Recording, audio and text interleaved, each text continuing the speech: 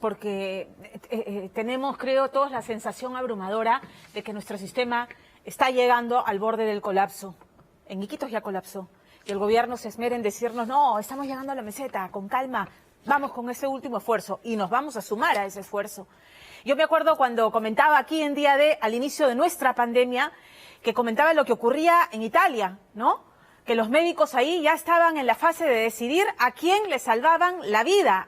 Frente a ese conflicto ético se enfrentaban. Bueno, ha sido muy doloroso leer hoy día la entrevista al presidente de la Sociedad de Medicina Intensiva, Jesús Valverde, afirmando que en el Perú ya llegamos a esa llamada fase de selección en la que tienen que decidir a quién le ponen el respirador, a quién pasan a una cama UCI disponible. Y es que las medidas que ha tomado el gobierno definitivamente les permitió ganar tiempo para poder equipar un poco mejor el sistema de salud. Médicos y enfermeras se están sacando el ancho. Se están sacando el ancho haciendo todo lo humanamente posible, pero según Valverde solamente está operativo el 30% del personal médico, porque hay un grueso grupo que estaba en el grupo de riesgo y que por lo tanto se fueron a su casa. Entonces a esta gente que se está muriendo y que se está contagiando les retumba en la cabeza las palabras, las declaraciones del ministro de Salud y está generando malestar, está generando resentimiento y está provocando renuncias y no precisamente en el gabinete como se rumoreó ayer. La PCM tuvo que salir a desmentir que 4 ministros estaban renunciando, entre ellos el ministro de Salud, Zamora. Y es que la situación entre el cuerpo médico no da para más. No da para más porque no se sienten respaldados por el ministro, pero además hay un desencuentro en la interpretación de las cifras. Porque mientras el gobierno dice, estamos llegando a una meseta y ya vamos a empezar el descenso de contagios, los médicos dicen, no, los contagios siguen aumentando y los pacientes siguen llegando y no hay cómo atenderlos dignamente. Y están desesperados. Y entonces, ¿quiénes sí han renunciado? 6 médicos del Comité Consultivo de Expertos que asesora al Comando COVID. 6 han renunciado porque no se sienten representados por el ministro de Salud. Fernando Díaz nos cuenta esta crisis. Por consiguiente, doctora, usted debe conseguir hoy día, antes que ingrese el material para todos.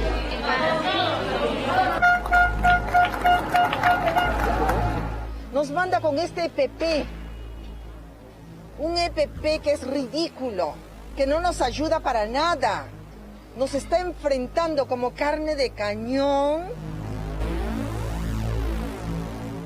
El Perú llegó al tope, a la cima, y comienza ya este nivel lento, pero nivel de descenso que es lo que habíamos estado esperando. La verdad es que no estamos llegando a ninguna meseta.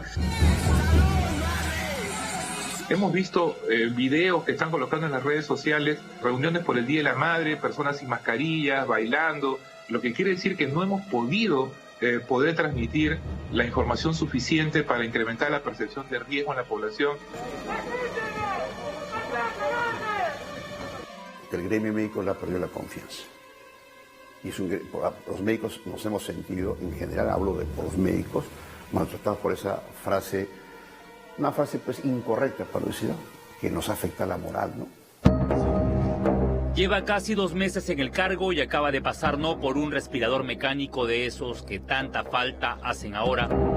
Y doy fe del gran esfuerzo que está poniendo en este momento tan difícil el ministro de Salud. Así que ratificamos la confianza en él.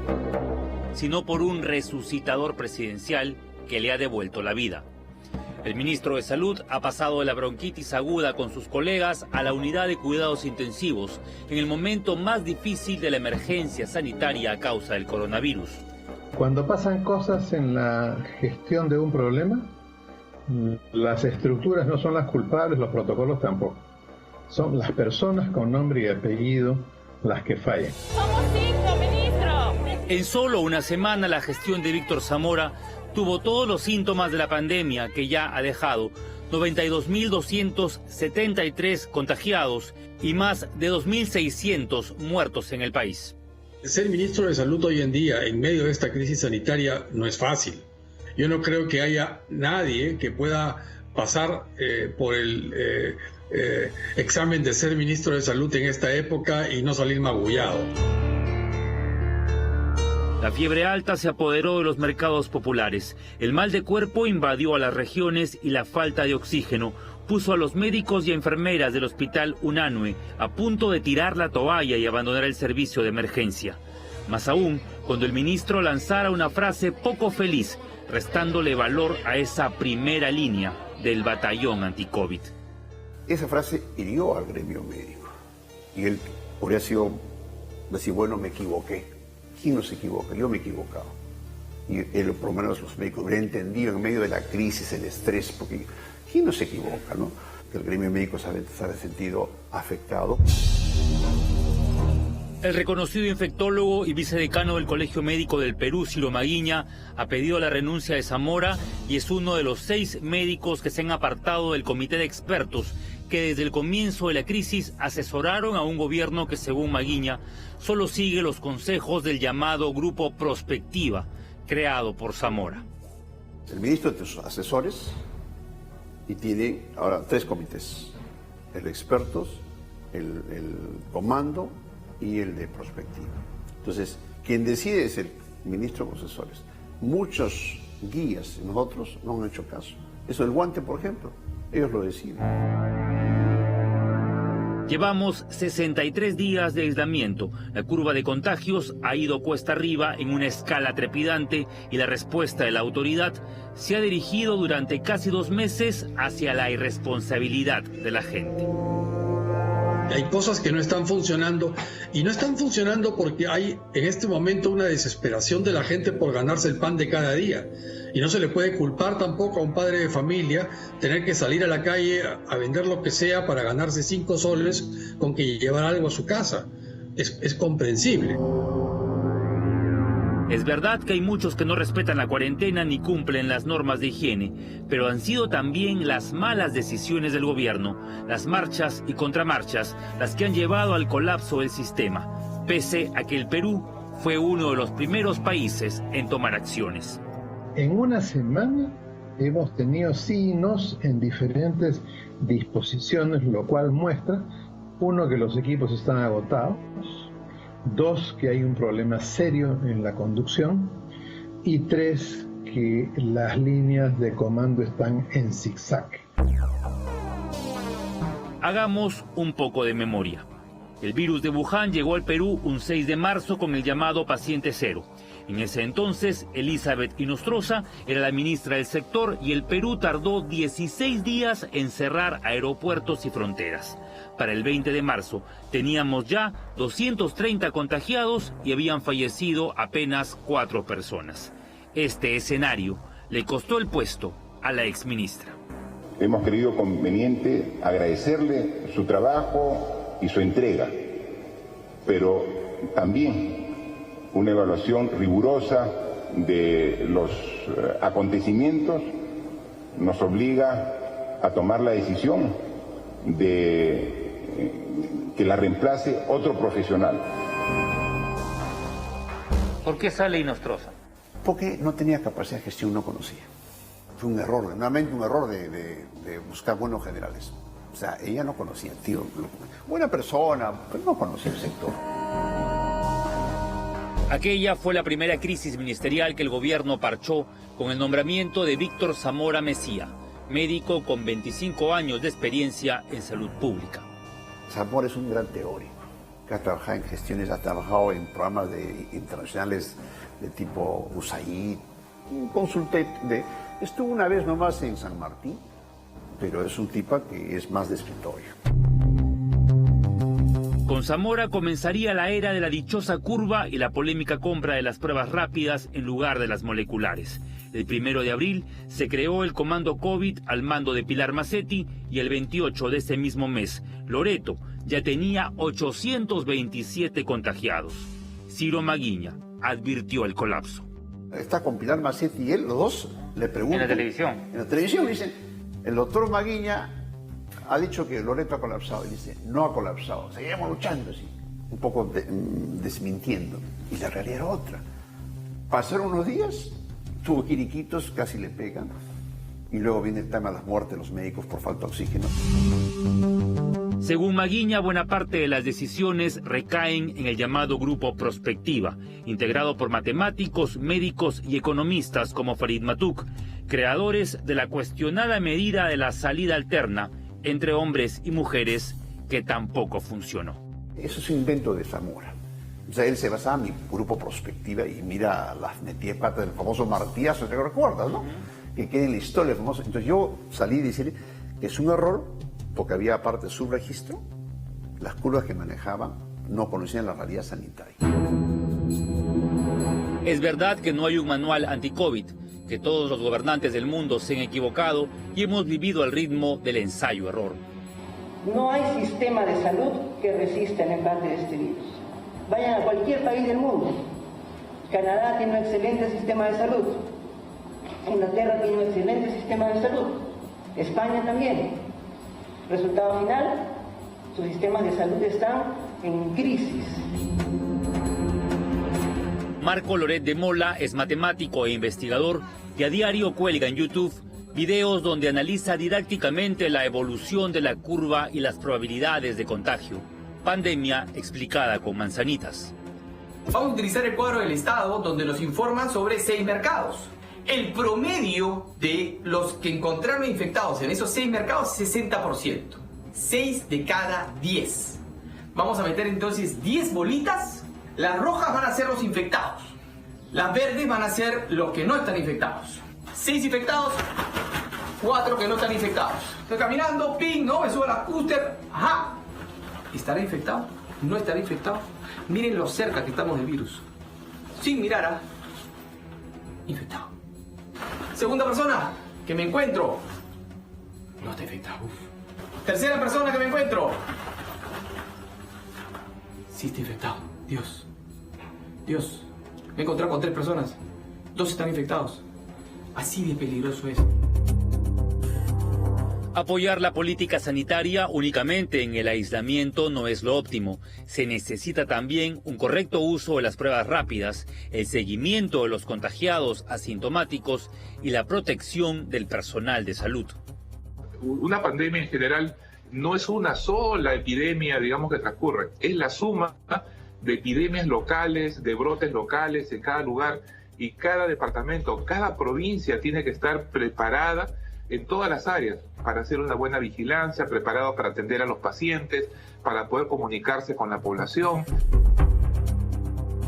El doctor Luis Suárez es para muchos el mejor epidemiólogo del país. Trabajó en la epidemia del cólera, en la llegada de la gripe aviar y de la H1N1, pero no fue convocado el equipo de expertos. Desde fuera, Suárez lanza la alerta de lo que se viene. Después de los grandes núcleos urbanos, se extiende hacia otras poblaciones y va a llegar a poblaciones rurales más alejadas. Tenemos que estar preparados para detectar el curso de la epidemia y poder ayudar a responder a las provincias, a los distritos, a los lugares más alejados cuando les llegue la enfermedad.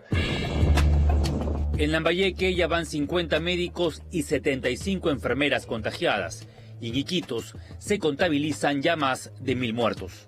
Lo real es ahorita que hay gente enferma en sus casas, que hay gente que se está muriendo en sus casas, que hay gente que está todavía en los hospitales, y la cantidad de médicos tanto en el hospital regional como en el salud es insuficiente. Por eso que hemos apelado a la ayuda internacional, a la solidaridad internacional, para que se permita el ingreso de médicos de otras repúblicas hermanas y puedan apoyar acá a los médicos de Loreto, que estamos diezmados tanto por la enfermedad como por las muertes, ¿no? Sin embargo, el presidente Vizcarra, en tono optimista, ha empleado la palabra meseta para graficar el momento en el que estamos. El Perú llegó al tope, a la cima. La idea de la meseta es plano. Plano. 0 grados. Eso es una meseta. También mientras que haya un poquito de levante no se llama meseta. Una meseta no es lo mismo que una curva alta y picuda, sino más bien chata pero prolongada en el tiempo. Para conseguirla, según expertos, se deben realizar la misma cantidad de pruebas todos los días. Primero, la cantidad de pruebas tiene que ser constante. El día domingo se hicieron 10.000, el día lunes 7.000. Eso ya nos malogra cualquier pronóstico, ¿no? Ahora, en los últimos 2 días ya recuperamos, estamos en 20.000. Pero acá es el punto 1 que te decía. Analizar de las pruebas cuántas están saliendo como nuevo registro. Esta semana se rompió el récord de contagios diarios, más de 4.200 nuevos infectados por COVID-19 en un solo día. ¿Síntomas ya de la enfermedad? Solamente no huelo y a veces me duele la cabeza. ¿Desde qué hora está aquí? Hace como 1 hora y media por lo menos. ¿Y cómo ve la atención? ¿Cómo Muy ve? lenta, demasiado lenta. Uno está acá media delicada y... ¿Qué síntomas tiene? Demasiado lenta, dolor de espalda, un poco de tos. El jueves hubo un plantón de enfermeras en el hospital Unanue y protesta en el 2 de mayo por el retiro de unos ventiladores mecánicos que fueron llevados a otros sanatorios. Por consiguiente, los 11 ventiladores adicionales a los 45 que se han mencionado no estaban en uso. De acuerdo a las atribuciones que le corresponden al comando, nuestro comando ya ha desplazado cerca de 33 equipos de ventilación asistida de diferentes instituciones de nuestro país. ¿Por qué los hemos desplazado? ¿Porque les queremos quitar sus ventiladores? No, ¿verdad? Hemos desplazado los equipos porque son necesarios en otros lugares, porque hay establecimientos que han tenido la fortuna de tener equipos que no necesariamente estaban usando. A estas alturas, los médicos ya no se guardan nada y enfilan baterías contra el ministro. No merecemos ese trato. Merecemos algo mejor. Por lo menos los EPPs para poder seguir enfrentando. Porque esto tiene para rato. Estamos muy indignados, muy lastimados. Esto ha llegado hace 3 días y han llegado rotos, en malas condiciones. Esto es casi igual que una mascarilla simple. Llevamos 2.200 fallecidos, que ya ni siquiera son cremados, como decía el protocolo de la OMS. Los muertos por COVID-19 se entregan en cajón lacrado con todo lo que usaron en vida. Palermo Chácara fue enterrado hasta con el celular. Al menos eso creyó su hija Jocelyn. El día martes que hemos venido a recoger su cuerpo, porque lo hemos enterrado, nosotros por casualidad llamamos a su número de mi papá, a su celular, y nos contestó un señor diciéndonos, aló, nosotros pensamos que mi papá estaba vivo. ¿Dónde está el teléfono? El teléfono supuestamente aquí está adentro el celular timbra el celular. O sea, timbra el teléfono. Timbra el teléfono. O existe una conexión telefónica con el más allá, o es que alguien en el hospital se pasó de vivo y se quedó con el celular del difunto. Si ellos dicen que el celular está en el cajón que hemos enterrado en Mafre, ¿por qué después que nos entregaron el cuerpo hemos enterrado contestó una persona? Entonces, ¿Y han entrado a sus redes? Y han entrado a sus redes. O sea, de magia no es. O sea, alguien tiene el celular. Comunicación clara y directa hacia la gente es lo que debe hacer el Ejecutivo. No es bueno dorar la píldora, como tampoco es prudente hacer leña del árbol caído. El problema yo creo que no es el cambio de ministro, sino es el poder ayudar a todos los gobiernos regionales a que se organicen de la mejor manera, de brindar mayor comunicación a la población, afinar los mensajes de cómo protegerse, usar estrategias de marketing en salud pública. La pandemia en el Perú nos sigue revelando su rostro más letal. Pese a quien le pese, Víctor Zamora es todavía el ministro de Salud de un país que le exige la verdad antes que el optimismo de quien sabe que va perdiendo la guerra.